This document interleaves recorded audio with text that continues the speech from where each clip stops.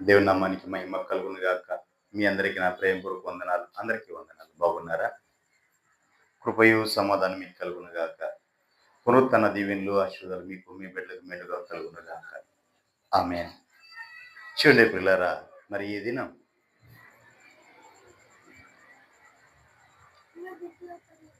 పరిశుద్ధాత్మ దేవుడు నీతో నాతో ఏం మాట్లాడాలి చెరవాటి మాట ధ్యానించుకున్నాం. ఈ దినం ఉదయకాల సెషన్లో మన్నా ఆహారం గురించి మాట్లాడుకున్నాం. మరి ఈ సాయంకాల సెషన్లో కూడా మన్నా గురించి మాట్లాడుకుందాం. మరుగై ఉన్న మన్నా. దేవునికి మహిమ కలుగునుగా. నిజమే పిల్లరా, ఈ దినం మాసములో మొదటి తారీఖు మొదటి దినము కాబట్టి రెండవది కుటుంబ ఆశీర్వాద కూడిక. ఈ రెండు కలుపుకొని వాగ్దాన సందేశముగా ఈ సందేశాన్ని నా ప్రభు ఇస్తున్నారు. దేవునికి మహిమ కలుగునుగా. హల్లెలూయా. జయించువానికి మరుగై ఉన్న మన్నా భుజింపచేతును నా ప్రభు చెప్తున్నాను.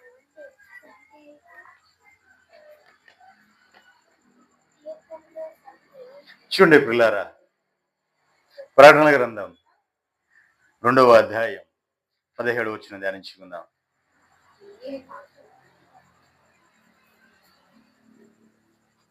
ప్రకటన గ్రంథం 2వ అధ్యాయం 17వ వచనం.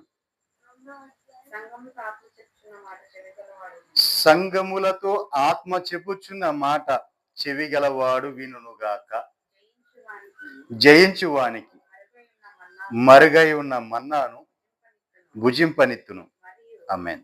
మరియు అతని తెల్లరాతినిత్తును.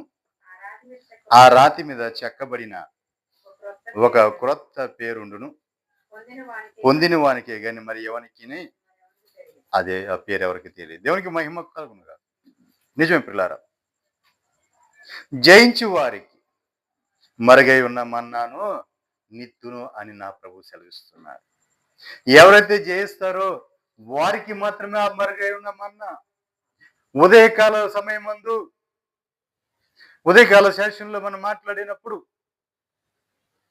పరలోకపు ధాన్యమైన పరలోకపు దేవదూతల ఆహారమైన మన్నా ఇశ్రాయేలీయులు భుజించారు. దాన్ని బట్టి మనం ధ్యానించుకున్నాం. మరి ఈరోజు ఈ సాయంకాల పూట మరుగై ఉన్న మన్నాని మనకు భుజింప చేస్తాను అంటున్నాడు మన ప్రభు. దేవునికి మహిమ కలుగునుగా. అది కూడా ఎవరికి? అందరికీ కాదండి, జయించిన వారికి మాత్రమే. ఎవరైతే జయిస్తారో వారికి మాత్రమే మరుగై ఉన్న మన్నా, అందరికీ కాదు. దేవునికి మహిమ కలుగునుగా. చూడండి పిల్లారా, హోషేయ పుస్తకం 12వ అధ్యాయం. హోషేయ పుస్తకం 12వ అధ్యాయం 3వ వచనం ధ్యానించుకుందాం.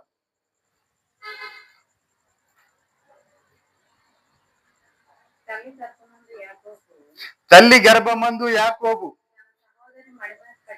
తన సహోదరుడి యొక్క మడిమెను పట్టుకొనిను. మగసిరి కలవాడై అతడు దేవునితో పోరాడాను. అతడు దూతతో పోరాడాను. అతడు జయమొందెను.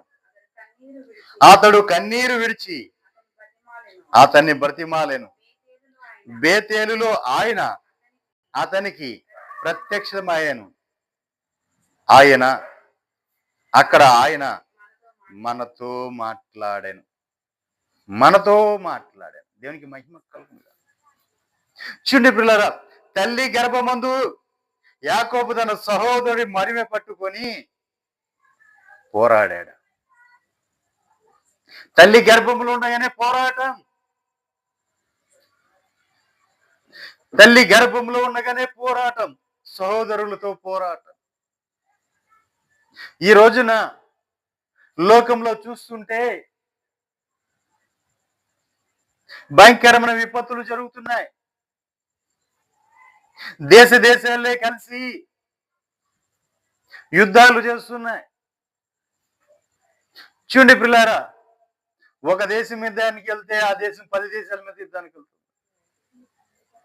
ఎటు చూసినా యుద్ధ ఘోష. ప్రభు ముందుగానే చెప్పాడు, ఇదిగో యుద్ధ ఘోష వినపడబోతుంది, మరణకాండ జరగబోతుంది, రోదన ధ్వని వినబోతున్నారు.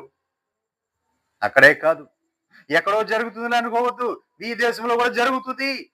ఏ దేశం? భారతదేశంలో కూడా జరుగుద్ది అని నా ప్రభు ముందుగానే చెప్పారు. నా ప్రభు ముందుగానే చెప్పారు. దేశాల్లో యుద్ధాలు జరుగుతాయి. నిజమే. మనం చూసినట్లయితే అమెరికా, ఇజ్రాయెల్ కలిపి ఇరాన్ మీద యుద్ధం, ఇరాను అనేక దేశాల మీద యుద్ధం. ఎక్కడ చూసిన మరణకాండ, మరణాలు, ఎక్కడ చూసిన రోదన ధ్వని. అయితే ప్రభుత్వాలు ఇంతమంది కోల్పోయామని చెప్పరు కానీ పైకి మాత్రం ఒక్క నెంబర్ ఇస్తారు, ఇంతమంది అని చెప్తారు. కానీ ఇంకా ఎక్కువ మంది చనిపోతూ ఉంటారు. నిజమే ప్రియులారా, భయంకరమైన రోదన ధ్వని ప్రారంభమైంది. మిడిల్లో మూడో ప్రపంచ యుద్ధం వస్తే అది మిడిల్లో ప్రారంభమవుతుంది. అది చుట్టూతో వ్యాపించడానికి ఎంతో సమయం పట్టదు అని నిపుణులు చెప్పుకుంటూ వస్తున్నారు. ఏదో ఒక మారుమూల ఒక ప్రక్కన ప్రారంభమైతే అది చుట్టూ తిరిగి రావడానికి కొంత సమయం పడుతుంది. కానీ మధ్యలో ప్రారంభమైన ఆ యుద్ధం చుట్టూతా ఆక్రమించడానికి, చుట్టూతా కూడా విస్తరించడానికి పెద్ద సమయం ఏం పట్టదు. దేవునికి మహిమ కలుగునుగా. ఎవరు పోరాడుతున్నారండి? వారు కూడా సహోదరులే, వారు కూడా సహోదరులే. దేవునికి మహిమ కలుగునుగా. హల్లెలూయా. చూడండి ప్రియులారా, ఇక్కడ యాకోబు చూస్తే ఏసేవుతో తల్లి గర్భములో ఉండగానే పోరాటం చేశాడు. తను అన్న బయటికి వస్తుంటే తను మడమి పట్టుకుని కిందకి లాగుతూ ఉన్నాడు. నేను బయటికి రావాలి, జ్యేష్ఠత్వం నాది కావాలి. దేవునికి మహిమ కలుగునుగా. పోరాటం, తన సహోదరుడితోనే పోరాటం అక్కడితో ఆగిపోయిందా యాకోబు? గాని కాదండి. అతను ఎలా పోరాడంటే మగ సిరి గలవాడై జయమైంది. దేవునికి మహిమ కలుగునుగా. మగ సిరి గలవాడై పోరాడాడు. బాల్యంలో తల్లి గర్భంలో పిండంగా రూపించబడింది మొదలుకొని యాకోబులో పోరాటం కనపడుతుంది. దేవునికి మహిమ కలుగునుగా. ఎక్కడ కనపడుతుందండి? తల్లి గర్భంలో పిండంగా రూపించబడినది మొదలుకొని యాకోబులో పోరాటం. ఏ పోరాటం? ఆత్మీయ పోరాటం. పోరాటం, ఆత్మీయ పోరాటం, పోరాటం, ఆత్మీయ పోరాటం. చివరి శ్వాస వరకు ఈ పోరాటమాగదు. సాగిపోవచ్చున్నాను సిలువను మోసుకొని నా గమ్యస్థానానికి. అవును ప్రియులారా, పోరాటం, ఆత్మీయ పోరాటం. చివరి శ్వాస వరకు కూడా పోరాటం. సాగిపోవాలి, ఆగిపోకూడదు, సాగిపోవాలి. ఎక్కడికి? నా సిలువను మోసుకొని నా గమ్యస్థానాన్ని. దేవునికి మహిమ కలుగునుగా. ఎక్కడ కూడా ఆగిపోయే పోరాటం కాదు మనది, ఆత్మీయ పోరాటం. దేవునికి మహిమ కలుగునుగా. తల్లి గర్భంలో పిండంగా రూపించబడింది మొదలుకొని తన అన్నతో పోరాడాడు. ఎలా పోరాడాడు అంటే మగ సిరి గలవాడై జయముంది అంతగా పోరాడాడు. దేవునికి మహిమ కలుగునుగా. హల్లెలూయా. అంతేకాదండి, అతడు దేవుడితో పోరాడాడు. ఎవరితో పోరాడాడండి? దేవునితో పోరాడాడు. అతడు దూతలతో పోరాడాడు. దేవునితో దూతలతో పోరాడి జయముందాడండి. దేవునికి మహిమ కలుగునుగా. అంతేకాదు, పోరాడి జయం పొందటమే కాదండి, యాకోబు పోరాడాడు అనుకుంటున్నారా? పోరాడి జయం పొందటమే కాదు, అతడు కన్నీళ్లు విడిచి అతన్ని బ్రతిమాలుకొనెను. దేవునికి మహిమ కలుగునుగాక. ఏం విడిచాడండి? కన్నీళ్లు విడిచి బ్రతిమాలుకున్నాడు దేవుణ్ణి. యాకోబులో ఒక యోధుడు ఉన్నాడు. ఆ యోధుడు పోరాడుతున్నాడు. యాకోబులో ఒక కన్నీళ్లు విడిచేవాడు ఉన్నాడు. కన్నీళ్లు విడుస్తున్నాడు. దేవుడి పాదాలు పట్టుకొని, ప్రభువా నీవు నన్ను ఆశీర్వదిస్తే తప్ప నేను వదిలిపెట్టను. నువ్వు నన్ను ఆశీర్వదించాలి. నువ్వు ఆశీర్వదిస్తే తప్ప నేను వదలను. మనుషులతోనూ దేవునితోనూ పోరాడిన వాడండి.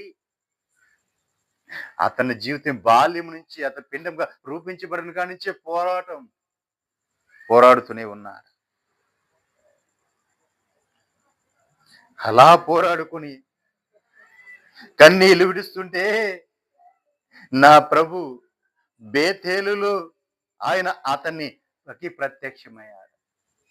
బేతేలులో ప్రత్యక్షమయ్యాడు. అక్కడ ఆయన మనతో మాట్లాడాడు. దేవునికి మహిమ కలుగును గాక. బేతేలులో యాకోబుకు ప్రత్యక్షమయ్యాడు, మనతో మాట్లాడాడు. అంటే ఆ ఆశీర్వాదం, ఆ వాగ్దానం మనక చేశాడు. ఇశ్రాయేలు, యాకోబు ఇక మీదట నీ పేరు ఇశ్రాయేలుగా మార్చబడబోతుంది. నీ నుంచి ప్రథముడు రాబోతున్నాడు. అతని ద్వారా సర్వ మానవాళి ఆశీర్వదించబడబోతున్నారు. ఈ వాగ్దానం అనుభవించబోతున్నారు అని మనతో మాట్లాడాడు. దేవునికి మహిమ కలుగును గాక. నిజం పిల్లారా, మనము చూసినట్లయితే యాకోబులో పోరాటం కనపడుతుంది. ఎంతగా పోరాడాడు అంటే, యోసేపు పోరాడాడు. ఎవరితో పోరాడు? అడవిలో పోరాడాడు, జంతువులతో పోరాడాడు, వేటగాడిగా వెళ్ళాడు, వేటాడుకొచ్చి తిన్నాడు, తిండిపోతయ్యాడు. కానీ యాకోబు యోసేపు కంటే ఆధ్యాత్మికలో పోరాడాడు. అంచెలంచెలుగా పోరాడుతూనే వస్తూ ఉన్నాడు. ఎక్కడ కూడా ఓటమి లేని వాడిగా పోరాడుకుంటూ వచ్చాడు. బాల్యంలోనే పిండంగా రూపించబడినప్పుడే తల్లి గర్భంలో ఉండగానే తన సహోదరుడితో పోరాడాడు. బయటకు వచ్చిన తర్వాత దేవునితోనూ దూతలతోనూ పోరాడాడు. ఎక్కడ చూసినా నెమ్మది లేని జీవితమే, నెమ్మది లేదు, సంతోషం లేని జీవితమే. తన జీవితం అంతా కూడా పోరాటంతోనే ముగిసిపోయిందండి. అంతేకాదు, తన మామ పలుమార్లు మోసం చేశాడు. అయినా అవేమీ లెక్క చేయలేదు. ఎప్పుడు కూడా ఇంట్లో మనశ్శాంతి ఉండేది కాదు. ఎందుకంటే లేయా, రాహేలు ఇద్దరు కూడా సొంత అక్క చెల్లెలైనను ఎప్పుడు కూడా పోరాటమే. అది కూడా పోరాటమే. నెమ్మది లేని జీవితమే. అన్యుడిగా పరదేశంలో ఉన్నాడు.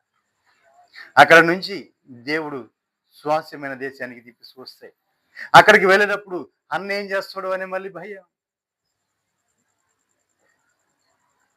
అన్నేమో ప్రేమగా వచ్చి కౌగిలించుకొని, నా తమ్ముడు రా మన ఇంటికి పోదాం అన్నా, లేదు అని చెప్పి తనకు దానిగా వేరుగా నిలబడి, తమ్ముడికి చోటు చాలదు అని చెప్పి అన్న ఆ చోటు ఖాళీ చేసి వేరే ప్రాంతానికి వెళ్ళిపోయాడు.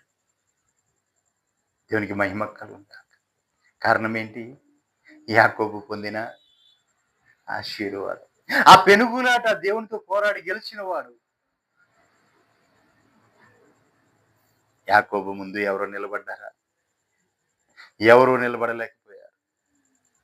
ఎవరూ నిలబడలేకపోయారు. ఇశ్రాయేలు వస్తుంటే ఇశ్రాయేలు చూసిన వాళ్ళందరూ కూడా భయపడిపోయారు. గుండెలు అవిసిపోయినాయి వారిని చూసి. మెట్టలు పల్లాలు సదును చేపట్టాయి, పర్వతాలు పక్కకు తప్పుకున్నాయి. చూస్తే భయపడింది.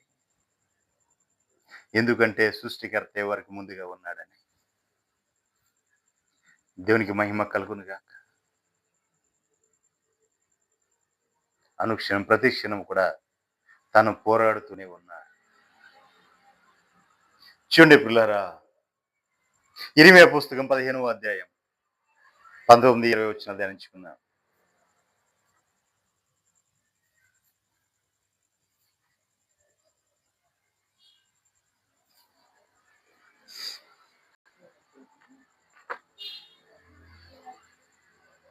ఇరిమియా పుస్తకం 15వ అధ్యాయం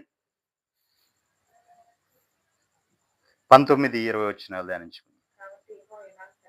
కాబట్టి యెహోవా ఇలాగూ సెలవిచ్చున్నాడు, నీవు నా తట్టు తిరిగిన ఎడల, నీవు నా సన్నిధి నిలిచినట్లు నేను నిన్ను తిరిగి రప్పింతును. హల్లెలూయా. చూడండి, ఒకటి మనం దేవుని సన్నిధిలో నిలబడాలి, ఆయన తట్టు మనం తిరగాలి, అప్పుడు ఆయన తిరిగి మనల్ని రప్పిస్తాడు.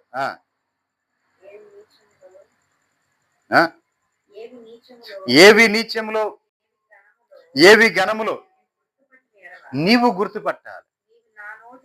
చూడండి, ఏవైతే నీచమైనయో ఏవైతే ఘనమైనయో వాటిని గుర్తుపట్టాలి. అలా నువ్వు గుర్తుపట్టినాడు అలా, అప్పుడు దేవుని నోటి వలె ఉందువు.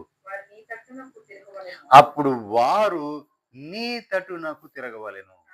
కానీ నీవు వారి తట్టు మాత్రం తిరగకూడదు. అప్పుడు నిన్ను ఈ ప్రజలను పడగొట్టజాలని ఇత్తడి ప్రాకారముగా దేవుడు నియమిస్తాడు. నిన్ను రక్షించుటకును నిన్ను విడిపించుటకును దేవుడు నీకు తోడై ఉండి, దేవుడు తోడై ఉన్నాడు కనుక వారు నీ మీద యుద్ధము చేయుదురు గాని నిన్ను జయింపకపోదురని యెహోవా సెలవిచ్చుచున్నాడు. చూడండి పిల్లరా, వారు నీ శత్రువు నీ మీదకి వస్తాడు, యుద్ధము చేయడానికి నీ మీదకి వస్తాడు, కానీ జయము మాత్రం పొందలేడు. అది గుర్తుపెట్టుకోవాలి. నా ప్రియ దైవజనంగమా, నీవు గుర్తుపెట్టుకోవాల్సిన నీ శత్రువు ఎంతటి వాడైనా సరే, ఎంత గొప్పవాడైనా సరే, చూడడానికి గొలియాతు లాంటి ఆకారము కలిగిన వాడైనా సరే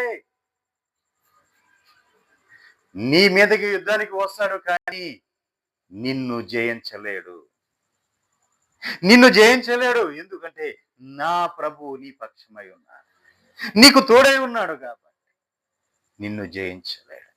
ఎన్నో కుయుక్తులు జరుగుతాయి, ఎన్నో ఎత్తుగడలు జరుగుతాయి, ఏవేవో నిన్ను చేయాలని అనుకుంటారు, కానీ ఏమీ చేయలేరు. కారణం ఏంటంటే ప్రభువు నీకు తోడై ఉన్నాడు కాబట్టి. దేవునికి మహిమ కలుగునుగా.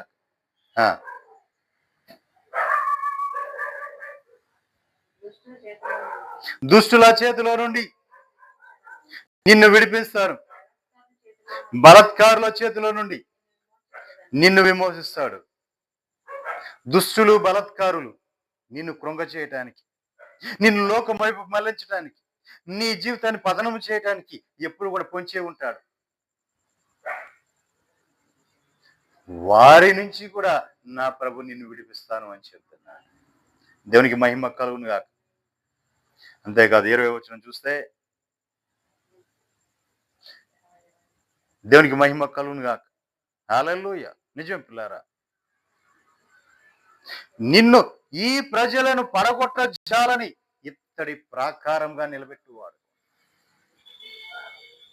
నిన్నే ఒక ప్రాకారముగా, ఆ ప్రజలు నిన్ను పడగొట్టలేని ఇత్తడి ప్రాకారం.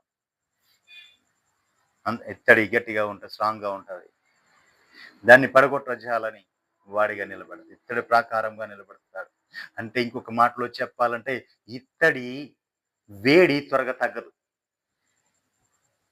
ఇత్తడి వేడైతే ఆ వేడి త్వరగా తగ్గదు.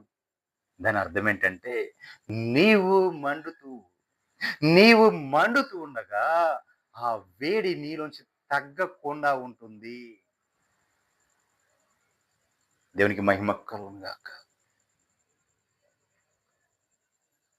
ప్రత్యక్ష గుడారపు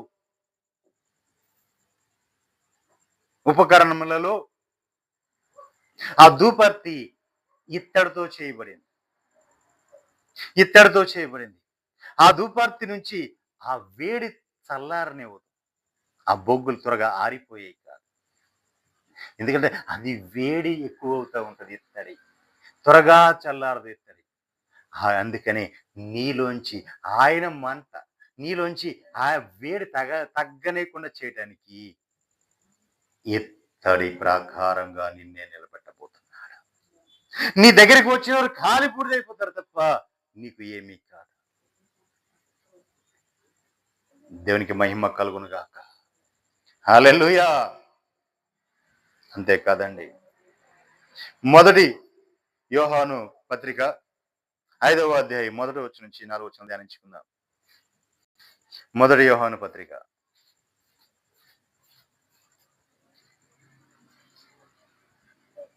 5వ అధ్యాయం. దేవుని మూలంగా పుట్టిన వారందరూ లోకమును జయిస్తారు. లోకమును జయించిన వాని విజయము మన విశ్వాసమే. హల్లెలూయా. దేవుని మూలంగా పుట్టిన ప్రతి ఒక్కరు కూడా లోకాన్ని జయిస్తారు. ఆ లోకాన్ని జయించే ఏంటంటే ఆ విజయం ఏంటంటే మన విశ్వాసం. మన విశ్వాసము వలది నీవు పలుకు ప్రతి మాట కూడా కార్యరూపం తెలుస్తుంది. నీ విశ్వాస పరిణామము చొప్పున నీ జీవితంలో కార్యం జరుగుతుంది. నీకెంత విశ్వాసం ఉంది? అల్ప విశ్వాసివా, కొద్ది విశ్వాసమా? నీ విశ్వాసం ఎంత? నీ పరిమాణం ఎంత? నీ విశ్వాస పరిణామం చొప్పున నీకు కలుగుతుంది. దేవునికి మహిమ కలుగును గాక. నా విశ్వాసం ఉంది, ప్రపంచం నలుదిక్కులో కూడా నేను స్వాధీనపరుచుకుంటాను.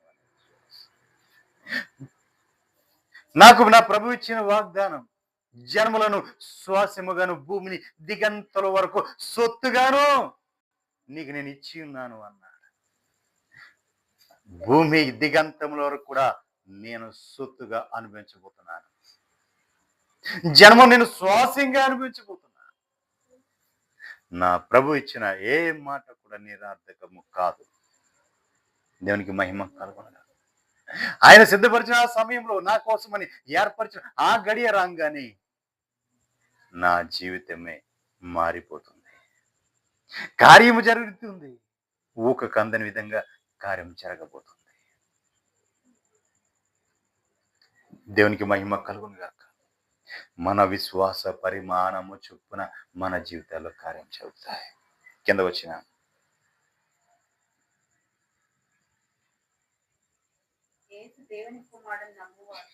చూడండి, యేసు దేవుని కుమారుడు అని నమ్మువాడు తప్ప ఈ లోకాన్ని జయించేది ఎవరున్నారు?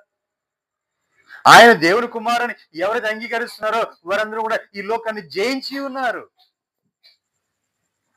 దేవునికి మహిమ కలుగును గాక. హల్లెలూయా.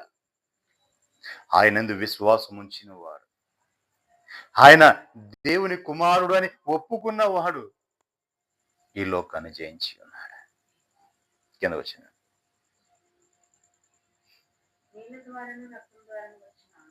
నీళ్ళ ద్వారాను రక్తము ద్వారాను వచ్చిన వాడు ఈయనే, అనగా యేసుక్రీస్తే. ఈయన నేలతో మాత్రమే కాక నేలతోను రక్తముతోను వచ్చెను. ఆత్మ సత్యము గనుక సాక్ష్యం ఇచ్చేవాడు ఆత్మే. సాక్ష్యం ఇచ్చేవారు ముగ్గురు, అనగా ఆత్మయు నీళ్లును రక్తమును. ఈ ముగ్గురును ఏకీభవించి ఉన్నారు. దాని అర్థం ఏంటంటే ప్రభువే క్రీస్తు, ఈయనే రక్షకుడు అని ఆ ముగ్గురు సాక్ష్యం ఇస్తున్నారు. కాబట్టి నీళ్లు రక్తము. ఇప్పుడు మనం ఏం చేయాలి? మనం విశ్వసించి అంగీకరించామా, ఈయనే మా రక్షకుడు, ఈయనే క్రీస్తు, ఈయనే మెస్సయా అని మనం విశ్వసించామంటే మనము విజయము పొందుకున్నట్లే. దేవునికి మహిమ కలుగును గాక. హల్లెలూయా. యోహాను శుభవార్త 17వ అధ్యాయం 33వ వచనం. ప్రభు మాట్లాడుతున్నాడు. 33. దేవునికి మహిమ కలుగును గాక. నేను లోకమును జయించి ఉన్నాను. నా యందు మీకు సమాధానము కలుగునట్లు ఈ మాటలు మీతో చూడండి. మన ప్రభు ఏం చేశాడు? లోకాన్ని జయించి ఉన్నాడు. అందుకని మనతో చెప్తున్నాడు ఈ మాటలు. ఏమని? లోకంలో మీకు శ్రమ కలుగును, ఆయనను మీరు ధైర్యం తెచ్చుకొని ఉండుడి. నేను లోకమును జయించి ఉన్నాను. దేవునికి మహిమ కలుగును. శ్రమ వచ్చిందా, బాధ వచ్చిందా, ఇబ్బంది వచ్చిందా, ఇక్కట్లు వచ్చినాయా, తల్లడిల్లిపోతూ ఉంటాం, ఎటు తోసని పరిస్థితిలో ఉంటాం. మనకైతే ఒక ఓర్పు ఉంది, మనకు ఒక నిరీక్షణ ఉంది. మన ప్రభు మనల్ని అక్కడి నుంచి విడిపిస్తాడు అని, దాంట్లోంచి మనకు బయట పడవేస్తాడు అని మనకు ఒక ఆధారం ఉంది. కానీ అన్యుడికి ఆ ఆధారం లేదు, అన్యుడికి ఆ భరోసా లేదు. అందుకే అన్యుడు ఎక్కువ ఆత్మహత్యలు చేసుకుని చచ్చిపోతుంటారు. వారి మీదకి ఒక సమస్య రాగానే ఆ సమస్య నుంచి ఎలా బయటపడాలో తెలియక, ఆ సమస్య నుంచి ఎలా విడిపించబడాలో తెలియక, వాడికి ఏ ఆధారం లేదు కాబట్టి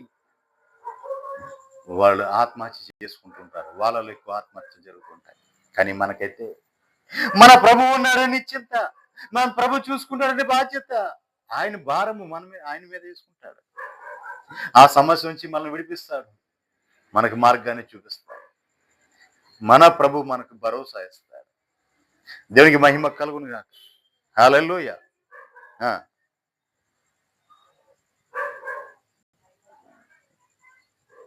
నేను లోకమును జయించి ఉన్నాను. మీరు కూడా, అంటే ఆ శ్రమలోంచి, ఆ బాధల్లో, ఆ కష్టాలు, ఆ ఇబ్బందులు, వాటన్నిటిని కూడా మనం ఏం చేయాలి? జయించాలి. చిన్న శ్రమ రాగానే మనం పారిపోకూడదు, చిన్న బాధ రాగానే పక్కకు వెళ్ళిపోకూడదు.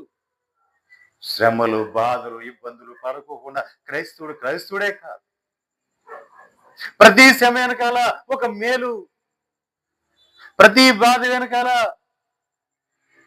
ఒక ఆనందం దాగి ఉంటాయి. నువ్వు శ్రమ పడుతున్నావా, నువ్వు బాధపడుతున్నావా, నువ్వు అవమానం పొందుతున్నావా, నువ్వు నింద పొందుతున్నావా, రేపు నీకు ఘనత, మహిమ నా ప్రభు నీకు అనుగ్రహించబోతున్నాడు.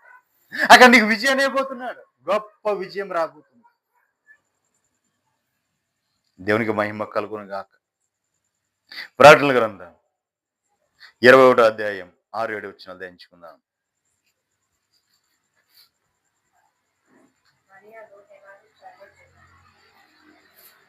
మరియు ఆ దూత మరియు ఆయన నాతో ఇట్లా, నేను కాదమ్మా, ప్రకటనల గ్రంథం 21:6-7 వచనాలు చదవండి. నేనే ఆల్ఫయు ఒమేగా అనగా ఆది అంతమునై ఉన్నవాడను. దప్పిగొని వానికి జీవజలపు బొగ్గలోని జలమును నేను ఉచితముగా అనుగ్రహించును. జయించువాడు వీటిని స్వతంత్రించుకొనును. నేను అతనికి దేవుడై ఉందును, అతడు నాకు కుమారుడై ఉన్న. హల్లెలూయా. ఎవరైతే జయిస్తాడో, నేను లోకమును జయించి వెళ్ళాను, మీరు లోకమును జయించి రండి అని నా ప్రభు చెప్తున్నాడు. ఆయన జయించి వెళ్ళాడు, అలాగే మనం కూడా జయించి ఈ లోకాన్ని జయించి వెళ్ళినప్పుడు జయించి వాటిని మనం స్వతంత్రించుకుని, అతడు మనకు దేవుడు అయి ఉంటాడు.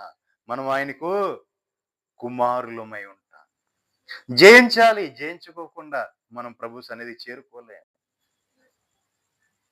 జయించాలి, లోకమును జయించాలి, పాపమును జయించాలి, దుర్మార్గతను, దుష్టత్వాన్ని జయించాలి, అంధకారమును, గాఢంధకారమును జయించాలి, అపవాది వాడి సైన్య సమూహమును జయించాలి, దుష్టుడి యొక్క ఆలోచన జయించాలి. అన్ని కూడా మనం జయించి మనము కూడా జయశీలులుగా ప్రభు దగ్గరికి వెళ్ళాలి. దేవునికి మహిమ కలుగును గాక. హల్లెలూయా. అంతేకాదు, అలా మనం జయించి ఆయన దగ్గరకు వెళ్తే యోహాను శుభవార్త 6వ అధ్యాయం 37 వచ్చిన. యోహాను శుభవార్త 6వ అధ్యాయం 37 వచ్చిన.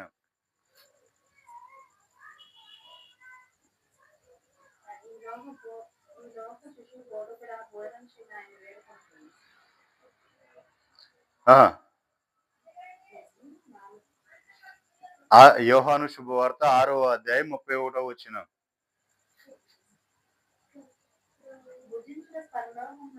భుజించుటకు పరలోకము నుండి ఆయన ఆహారమును వారికి అనుగ్రహించును అని వ్రాయబడినట్లు మన పితరులు అరణ్యములో మన్నాను భుజించిరని ఆయనతో చెప్పి. చూడండి ప్రియులారా, యేసు ప్రభు వారు ఈ లోక పరిచర్య చేస్తున్నప్పుడు మాటల సందర్భంలో అక్కడ ఉన్న శిష్యులు చెప్తున్నారు, అయ్యా మన పూర్వీకులు మన పితరులు మన్నాను భుజించారు అని చెప్తుంటే ఆయన అన్నాడు కదా,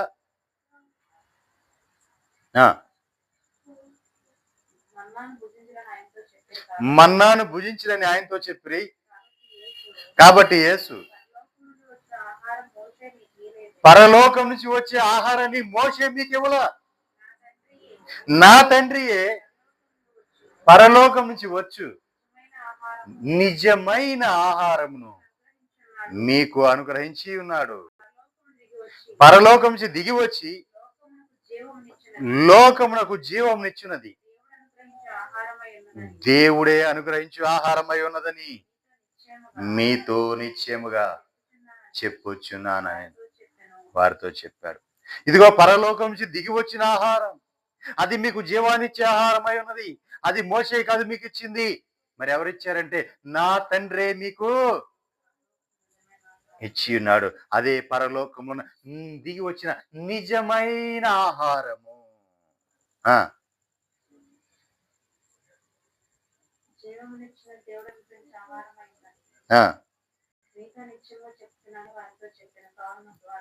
కావున వారు, ప్రభువా ఈ ఆహారం మాకు ఎల్లప్పుడూ కావాలయ్యా అని అడిగారు.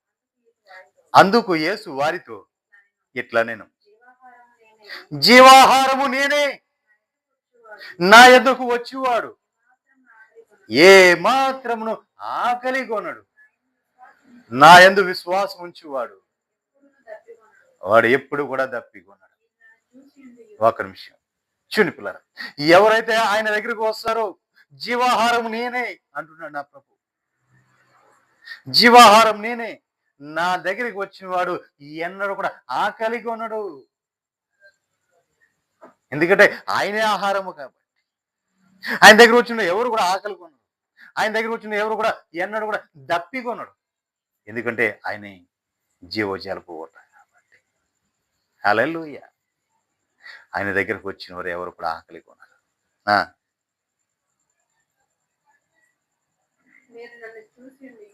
మీరు నన్ను చూసి మీరు విశ్వసించట్లేదు అని వారితో చెప్పారు. చూడండి, తండ్రి ప్రభువుకు అనుగ్రహించిన వారందరినీ కూడా ప్రభు దగ్గరికే వస్తారు.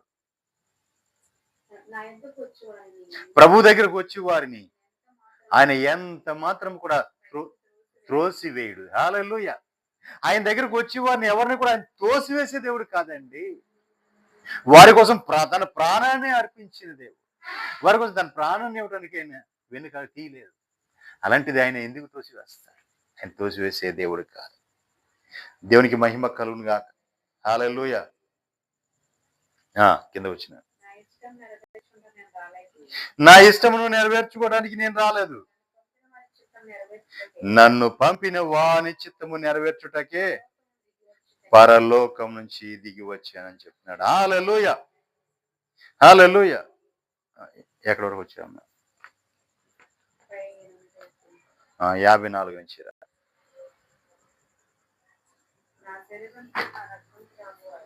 నా శరీరము తిని నా రక్తము త్రాగువాడు,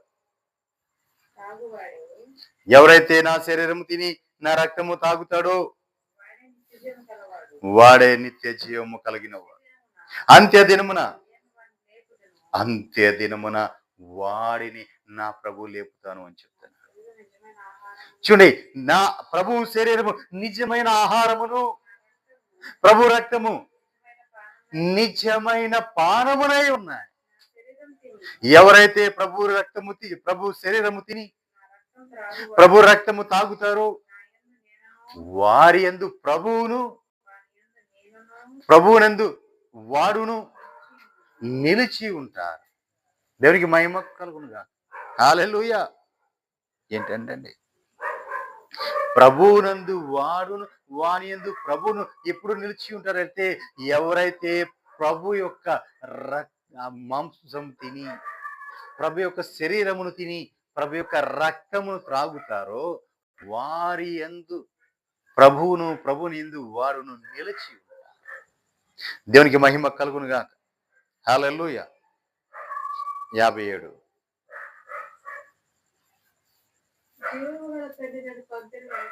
జీవము కలిగిన తండ్రి నన్ను పంపెను గనక నేను తండ్రి మూలంగా జీవిస్తున్నట్లే నన్ను తినివాడును. చూడండి, జీవము కలిగిన తండ్రి నన్ను ఏ విధంగా పంపించాడో అదే విధంగా నేను తండ్రి దగ్గర ఎలా జీవిస్తున్నానో అలాగే నన్ను తినివాడును కూడా నా యందు అలాగే జీవిస్తాడు. హల్లెలూయా. ఎంత గొప్ప కృప అండి. ఇదే పరలోకం నుంచి దిగి వచ్చిన ఆహారము. హల్లెలూయా. నా ప్రభువుని ఎవరైతే భుజిస్తారో వారితో నా ప్రభు ఉంటాడు, వారు నా ప్రభుతో ఉంటారు, పరలోకముల వారు కలిసి ఉంటారు. అదే జయించువాడు.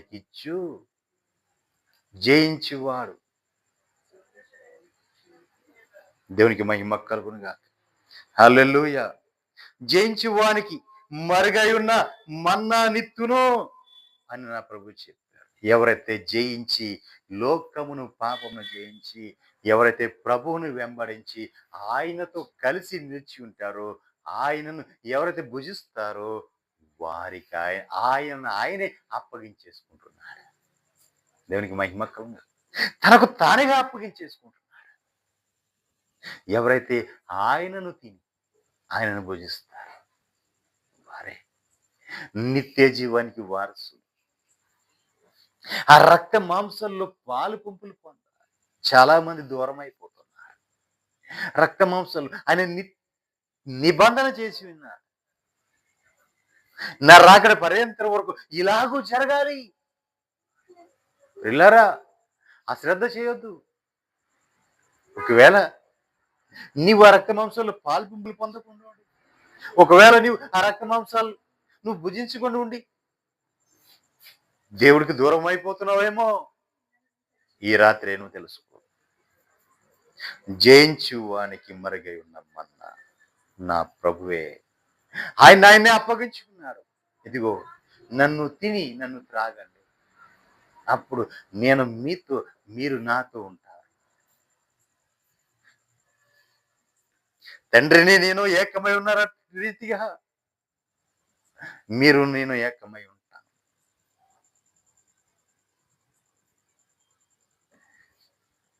తండ్రి నేను కలిసి నీ యుద్ధకు వచ్చి నీతో కలిసి ఉంటామని నా ప్రభు చెప్తాను.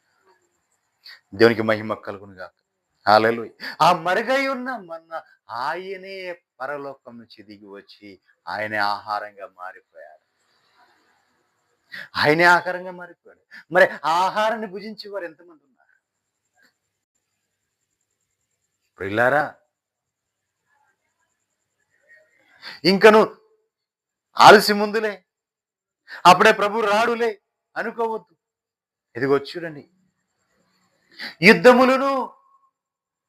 యుద్ధ సమాచారములు మీరు వినున్నప్పుడు మీరు కంగారు పడవద్దు. ఇవన్నీ ముందుగా జరగవలసి ఉన్నాయి. సూచనలు అన్ని ప్రారంభమైపోయాయి. యుద్ధాలు జరుగుతున్నాయో పక్కన దేశాలు యుద్ధాలు జరుగుతున్నాయి. పిల్లారా, ఎంతో సమయం పట్టదు ఇప్పుడున్న టెక్నాలజీకి. ప్రతి దేశానికి ఒక అన్నిటికీ టెక్నాలజీ ఉంది. ఏ దేశం కూడా వెనకబడాల. వాళ్ళకున్న టెక్నాలజీ ప్రకారం యుద్ధాలు జరుగుతున్నాయి. అది దేశాలు అతలాకుతలం అయిపోతున్నాయి. పరిస్థితులు మారిపోతున్నాయి. ప్రవచన వాక్కులు నెరవేరిపోయాయి. నేడో రేపు నా ప్రభు రావడానికి సిద్ధంగా ఉన్నాడు. నేడో రేపు నా ప్రభు రావడానికి సిద్ధంగా ఉన్నాడు. నువ్వు ఇంకా విజయం పొందుకోగలుగుతున్నావా? యాకోబు వలె మగసిరి కలిగి పోరాడుతున్నావా? యాకోబు తల్లి గర్భంలో పిండంగా రూపింపబడిన కానించే పోరాటం. ఆ పోరాటం ఆగలేదు. ఆ ఇశ్రాయేలుకి పోరాటం ఆగలేదు. ఈరోజు కూడా ఆ ఇశ్రాయేలు పోరాడుతూనే ఉంది. ఎన్నోసార్లు దేవుడు వారిని శత్రువు చేతికి అప్పగించాడు. ఎన్నోసార్లు దేవుడు వారికి విజయాన్ని ఇచ్చాడు. ఈరోజు కూడా వారికి విజయము కలగబోతుంది. ఎందుకంటే ఆయన ప్రవచన నెరవేర్పు కోసం జరగబోతుంది. ఆయన మూడవ మందిరము కట్టబడటం కోసం జరగబోతున్న పోరాటం ఇది. ఏ పోరాటం ఇది? ఆత్మీయ పోరాటం. చివరి శ్వాస వరకు పోరాటమే ఇశ్రాయేలుకి. మరి ఆ పోరాటంలో నీవు ఉన్నావా? నీ ఆత్మీయ పోరాటంలో నీవు ఉన్నావా? నీకు ఏ పోరాటములు లేవు. నెమ్మదిగా ఉన్నావు అంటే నువ్వు క్రైస్తవంలో లేవు అని అర్థం. నాకు ఏ పోరాటము లేదండి అని చెప్తున్నావంటే నువ్వు భక్తి చేయట్లా. ఆత్మీయతలో అనుక్షణం ప్రతిక్షణం కూడా ఇంక పోరాటం ఎదురవుతుండాలి.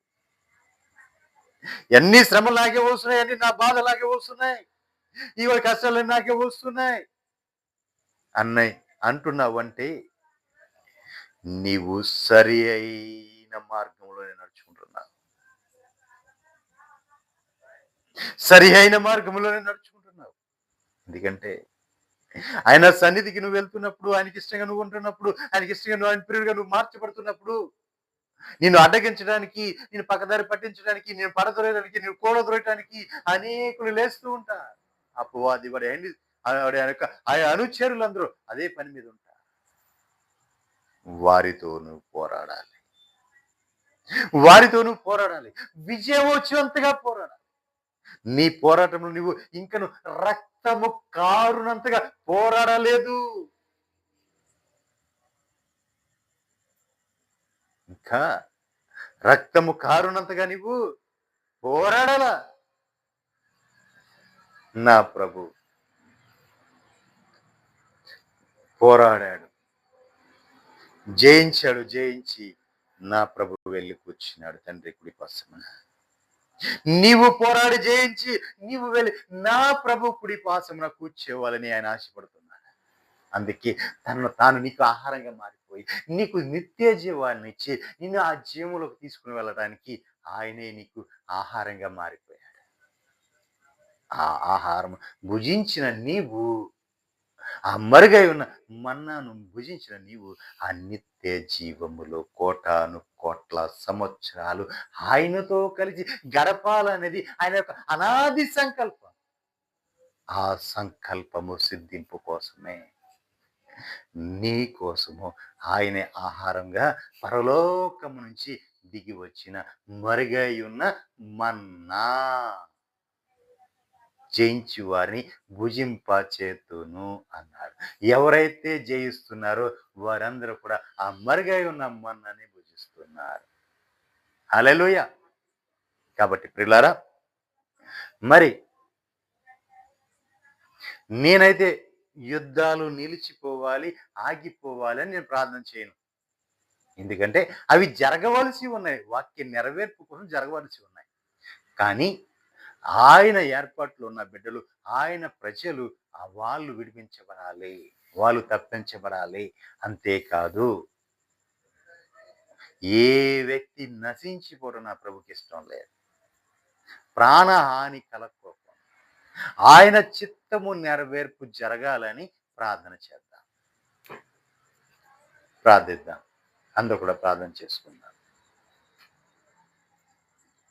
స్తోత్రం, స్తోత్రం, స్తోత్రం.